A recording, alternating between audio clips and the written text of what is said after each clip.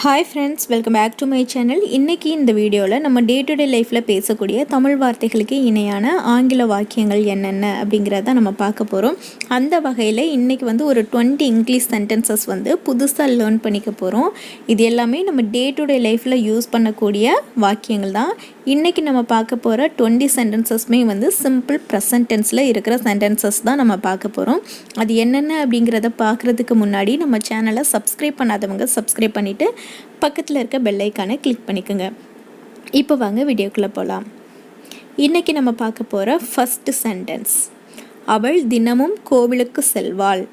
அவள் டெய்லியுமே கோயிலுக்கு போவா அப்படின்னு சொல்கிறாங்க. இது ரெகுலராக ரொட்டீனாக நடக்கிற ஒரு விஷயம். அதனால் இதை நம்ம சிம்பிள் ப்ரெசன்ட் டென்ஸ்லேயே சொல்லலாம். அவள் தினமும் கோவிலுக்கு செல்வாள். இதை எப்படி இங்கிலீஷில் சொல்லலாம் அப்படின்னா, she goes to temple every day.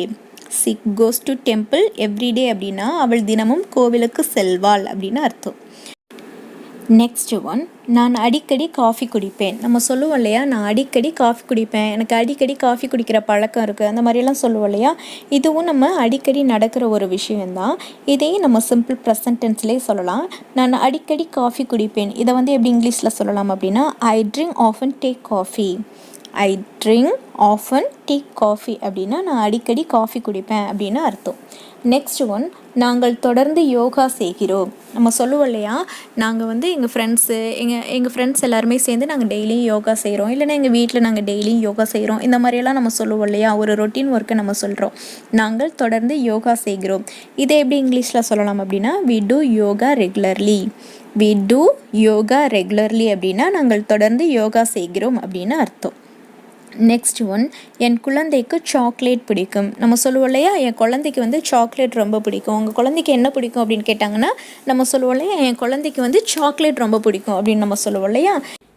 என் குழந்தைக்கு சாக்லேட் பிடிக்கும் அப்படிங்கிறத மை பேபி லைக்ஸ் சாக்லேட் அப்படின்னு சொல்லணும். நெக்ஸ்ட் ஒன், சூரியன் மேற்கில் மறைகிறது. சூரியன் மேற்கில் மறைகிறது. இது ஒரு யூனிவர்சல் ட்ரூத், ஓகேவா. இதை நம்ம எப்படி சொல்லணும் அப்படின்னா, the sun set in the west. The sun sets in the west அப்படின்னா சூரியன் மேற்கில் மறைகிறது அப்படின்னு அர்த்தம். நெக்ஸ்ட் ஒன், அவர் தினமும் ஜிம்மிற்கு செல்கிறார். நம்ம சொல்லுவோம் இல்லையா, அவர் டெய்லியும் ஜிம்முக்கு போவார் அப்படின்னு நம்ம சொல்லுவோம் இல்லையா. இதை எப்படி இங்கிலீஷில் சொல்லலாம், he goes to gym everyday. He goes to gym everyday அப்படின்னா அவர் டெய்லியுமே ஜிம்முக்கு போவார் அப்படின்னு அர்த்தம். நெக்ஸ்ட் ஒன், நான் மாலையில் தினமும் என் குழந்தைகளுடன் விளையாடுவேன். நம்ம சொல்லுவோம் இல்லையா, நான் டெய்லியுமே ஈவினிங் என் பசங்களோட விளையாடுவேன் அப்படின்னு நம்ம சொல்லுவோம் இல்லையா. இந்த வார்த்தையை எப்படி இங்கிலீஷில் சொல்லலாம், இதுவும் ரொட்டீனாக நடக்கிற ஒரு விஷயம், ஏன்னா டெய்லியும் செய்வேன் அப்படின்னு சொல்லியிருக்காங்க. நான் டெய்லியும் மாலை என் குழந்தைகளுடன் விளையாடுவேன். இதை இங்கிலீஷில் ஐ play with my kids every evening அப்படின்னு சொல்லணும். ஐ play with my kids every evening அப்படின்னா நான் டெய்லியும் மாலை என் குழந்தைகளுடன் விளையாடுவேன் அப்படின்னு அர்த்தம். நெக்ஸ்ட் ஒன், நான் பொதுவாக காஃபி எடுத்துக்கிறதில்ல. நம்ம சொல்லுவோம்ல, நான் பொதுவாக காஃபி எடுத்துக்கிறதில்ல, நீங்கள் சொல்கிறதுனால நான் இதை எடுத்துக்கிறேன் அப்படின்ற மாதிரி சொல்லுவோம். இல்லைன்னா நான் பொதுவாக காஃபி குடிக்கிறதில்ல, இது எனக்கு வேண்டாம், அந்த மாதிரியெல்லாம் நம்ம சொல்லுவோம் இல்லையா. இதை எப்படி இங்கிலீஷில் சொல்லலாம், ஐ usually don't take coffee. I usually don't take coffee அப்படின்னா நான் பொதுவாக காஃபி எடுக்கிறதில்ல, காஃபி சாப்பிட்றதில்ல அப்படின்னு அர்த்தம். நெக்ஸ்ட் ஒன், அவனுக்கு சப்பாத்தி பிடிக்காது. நம்ம சொல்லுவோம்ல, அவனுக்கு சப்பாத்தி பிடிக்காது, ஏன் சப்பாத்தி வாங்கினீங்க அந்த மாதிரி சொல்லுவோம்ல, அவனுக்கு சப்பாத்தி பிடிக்காது. இதை எப்படி இங்கிலீஷில் சொல்லலாம், he doesn't like chapati.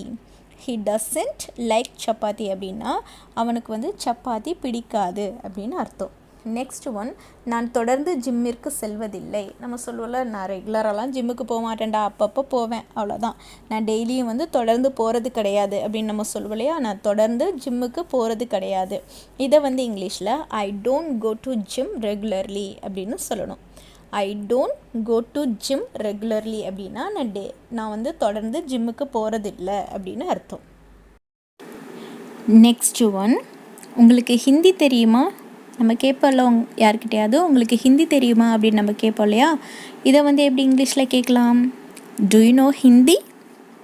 To you no Hindi அப்படின்னா உங்களுக்கு ஹிந்தி தெரியுமா அப்படின்னு அர்த்தம். நெக்ஸ்ட் ஒன், பீஸா செய்கிறது எப்படின்னு உனக்கு தெரியுமா? நம்ம ஃப்ரெண்டுங்கள்ட்ட எல்லாம் கேட்போம்ல, எனக்கு பீஸா சாப்பிட்ணும் போல் இருக்குது, பீஸா செய்கிறது எப்படின்னு உனக்கு தெரியுமா, தெரிஞ்சால் எனக்கு கொஞ்சம் சொல்லேன் அப்படின்ற மாதிரி நம்ம சொல்லுவோம் இல்லையா? பீஸா செய்கிறது எப்படி என்று உனக்கு தெரியுமா? இதை இங்கிலீஷில் do you know how to make pizza, do you know how to make pizza அப்படின்னா பீஸா செய்கிறது எப்படின்னு உனக்கு தெரியுமா அப்படின்னு அர்த்தம். நெக்ஸ்ட் ஒன், அவளுக்கு சமைக்க தெரியுமா? நம்ம கேட்போம்ல, அவளுக்கு சமைக்க தெரியுமா, கரெக்டாக செஞ்சுருவாளா, அவள் சமைப்பாளா அப்படின்ற மாதிரியெல்லாம் கேட்போம்ல, அவளுக்கு சமைக்க தெரியுமா அப்படின்னு கேட்போம் இல்லையா? இதை வந்து எப்படி இங்கிலீஷில் கேட்கலாம்?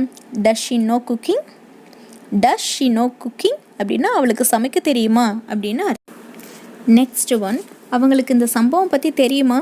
நம்ம கேட்போம் இல்லையா, இங்கே ஏதாவது ஒரு இன்சிடெண்ட் நடந்திருந்தது அப்படின்னா, இப்போ நம்ம கேட்போம்ல, அவங்க பேரண்ட்ஸ்க்கு இதை பற்றி தெரியுமா, இல்லை அவங்க டீச்சர்ஸ்க்கு இதை பற்றி தெரியுமா, அந்த விஷயமா சம்மந்தப்பட்டவங்களுக்கு இதை பற்றி தெரியுமா அப்படின்னு நம்ம கேட்போம் இல்லையா?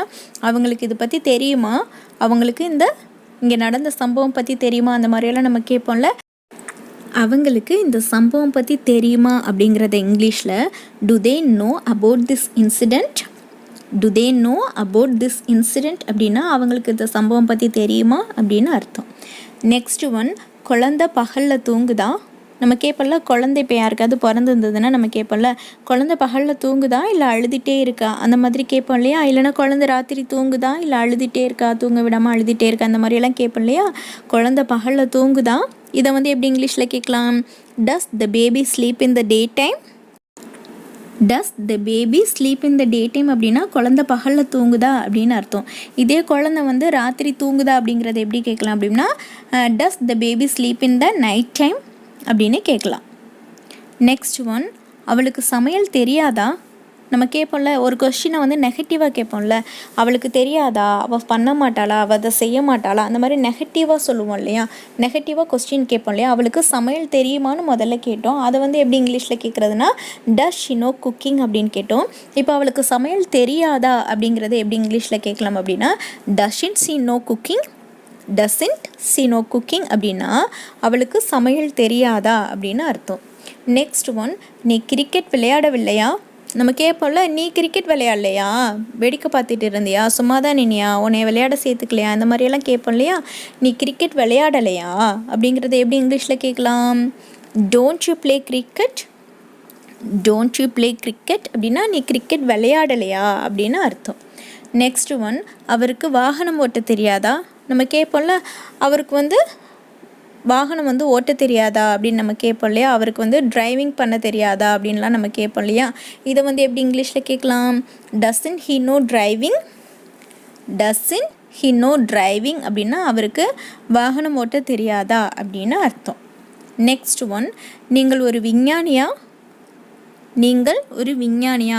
யாராவது வந்துட்டு இப்போ ஒரு ஒர்க் பண்ணிக்கிட்டு இருக்காங்கன்னா அவங்கள பற்றி நம்ம கேட்போம் இல்லையா? நீங்கள் வந்து ஒரு விஞ்ஞானியா, இல்லை நீங்கள் ஒரு டீச்சரா, நீங்கள் வந்து ஒரு டாக்டரா, அந்த மாதிரியெல்லாம் கேட்போம் இல்லையா? இதை வந்து எப்படி இங்கிலீஷில் கேட்கலாம்? நீங்கள் ஒரு விஞ்ஞானியா அப்படிங்கிறத are you a scientist, are you a scientist அப்படின்னு கேட்கணும். இதே வந்து நீங்கள் ஒரு டாக்டரா அப்படின்னு கேட்குறதா இருந்தால் ஆர் யூ எ டாக்டர் அப்படின்னு கேட்கணும். நெக்ஸ்ட் ஒன், நீ கோவமாக இருக்கிறியா? நம்ம கேட்போம்ல, இப்போ வீட்டில் யாராவது கோவமாக இருந்தாங்கன்னா கேட்போம் இல்லையா, நீ கோவமாக இருக்கியா அப்படின்னு நம்ம கேட்போம்ல. இதை வந்து எப்படி இங்கிலீஷில் கேட்கலாம்? Are you angry, are you angry அப்படின்னா நீ கோவமாக இருக்கியா அப்படின்னு அர்த்தம். ஓகே ஃப்ரெண்ட்ஸ், இன்றைக்கான 20 சென்டென்சஸ் என்னென்ன அப்படிங்கிறத பார்த்தாச்சு. இது எல்லாமே சிம்பிள் ப்ரெசன்ட் டென்ஸில் இருக்கிற சென்டென்சஸ் தான் நம்ம பார்த்துருக்கோம்.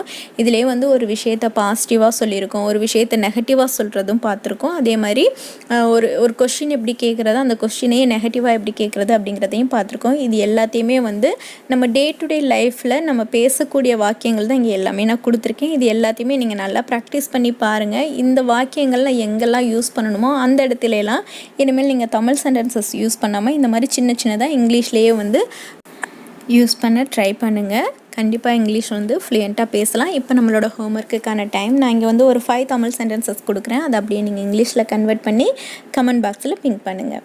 இன்றைக்கி நம்ம பார்க்க போகிற ஃபஸ்ட்டு சென்டென்ஸ், அவள் தினமும் அலுவலகத்திற்கு செல்வாள். செகண்ட் ஒன், என் தம்பிக்கு ஐஸ்கிரீம் பிடிக்காது. தேர்ட் ஒன், பிரியாணி செய்வது எப்படி என்று உனக்கு தெரியுமா?